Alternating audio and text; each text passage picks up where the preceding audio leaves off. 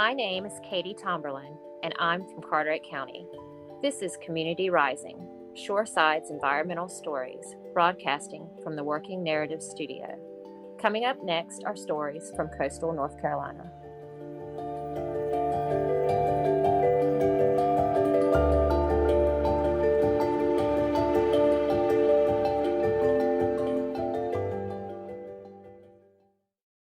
Hi, Ben Abrams here, reporter for Community Rising. In my last piece, I spoke with a scientist about what the future of flooding may look like, but that conversation was more about the big picture. Who will be underwater, what time frame humanity has, that sort of thing. This time, I wanted to get a little more personal and get some perspective on flooding from a survivor's point of view. I spoke with Anna Zimmerman, a professor of biology, about her experiences with major flooding in her own home. She talks not only about how flooding affected her financially and psychologically, but also imparts some perspective as an immunologist on some of the health-related consequences of flooding in populated areas. Oh, and a quick note just for context. Anna mentions the Low Country Flooded States of America at one point, which is a group for survivors of flooding. I should point that out beforehand. Here's her story. My name is Anna Zimmerman. I'm a faculty member at the College of Charleston. I teach biology. I'm a mom, and I'm a flood survivor. Flooding in Charleston, really the last 5 years, has been nonstop. We've had Hurricane Matthew, Hurricane Irma, we've had a 1,000-year flood, and even as recently as April of 2020, we've had a rain bomb situation where we've had flooding throughout neighborhoods into people's homes, and it closes down a lot of streets. Personally, my house was flooded in Hurricane Irma and also with our 1,000-year flood, and we actually lost our home due to flooding. It became inhabitable due to the mold that came about from repetitive flooding events.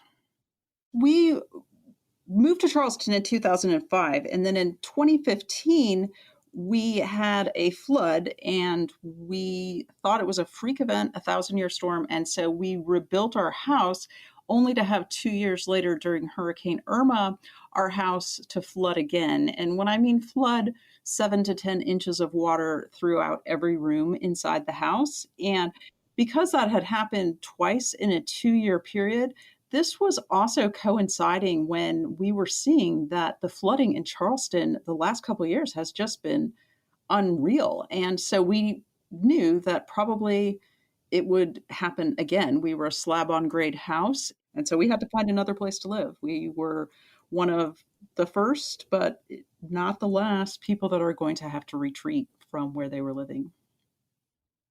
When you go through one of these events, I think people don't realize how hard it is that really after flooding, it stays with you and just trying to recover. And so these flood survivor events, and I've been pretty involved with the Low Country Flooded States of America. I think the need for flood survivor groups is for people to, one, have someone who understands, and then also someone who's gone through it, somebody who understands how do you do insurance claims, how do you navigate building permits, how do you navigate this new normal that you have.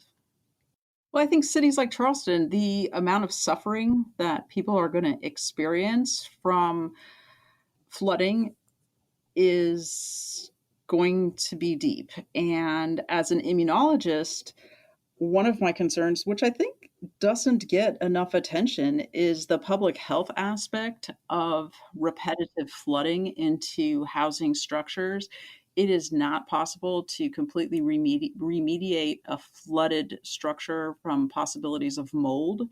And a lot of the flood insurance claims, they don't cover this. And so people really end up many times through no fault of their own, not knowing that they're exposing themselves and their children to hazardous situations. And that's why we decided never to sell our home that had flooded, because I could see that there was mold all throughout the walls.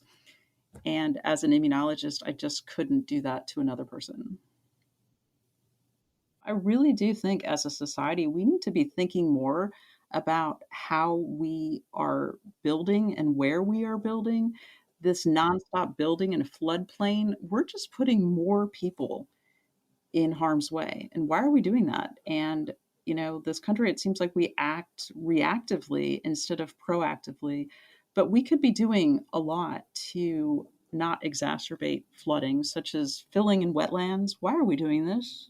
We know that that's a buffer to protecting against flooding. Putting houses in floodplains, why are we doing this?